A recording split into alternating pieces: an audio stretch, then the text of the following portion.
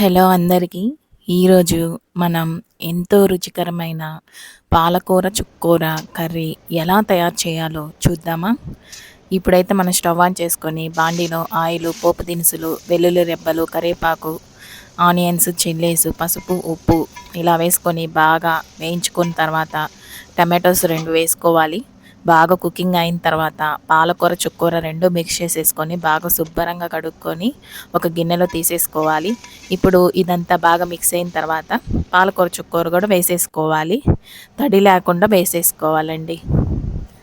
ఇది సిమ్లో పెట్టుకొని బాగా మనం మంచిగా కుకింగ్ చేసుకోవాలి. ఎంత సిమ్లో పెట్టుకొని చేసుకుంటేనే కర్రీ అనేది చాలా టేస్ట్గా వస్తుంది. ఇది మనం అన్నంలో కానీ, రోటీల్లో కానీ, చపాతీలో కానీ అద్భుతంగా ఉంటుంది. పిల్లలైతే బాగా ఇష్టపడతారండి. ఇలా చేసుకోండి. ఇప్పుడైతే కారం యాడ్ చేసేసుకుంటున్నాను.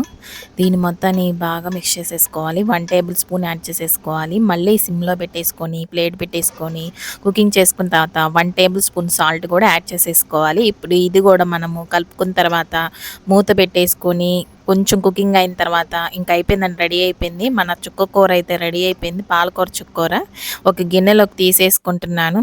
చూడండి ఒకసారి. ఇది చక్కగా మనము రైస్‌లో వేసేసుకొని, నెయ్యి వేసేసుకొని, అలా కలుపుకొని తినండి. ఎంత బావుంటదో అసలు.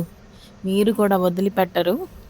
మీరు కూడా ట్రై చేసి ఎలా వచ్చిందో కామెంట్‌లో చెప్పండి. ఇలాంటి తెలుగు వంటకాల కోసం సబ్స్క్రైబ్ చేయడం మర్చిపోవద్దు. మీ ఇంట్లో పాలకూర, చుక్కకూర కర్రీ ఎలా చేస్తారు? ఏమైనా స్పెషల్ టిప్స్ ఉంటే కామెంట్‌లో చెప్పండి. రైస్ చాలా వేడిగా ఉందండి. దోసలో కూడా వేసుకొని తినొచ్చండి. మీ సపోర్ట్ మాకు ఎంతో విలువైనది. చూడండి ఇప్పుడు ఇలాగా రైస్ తోటి నేను కలుపుకొని తిని చూస్తున్నాను.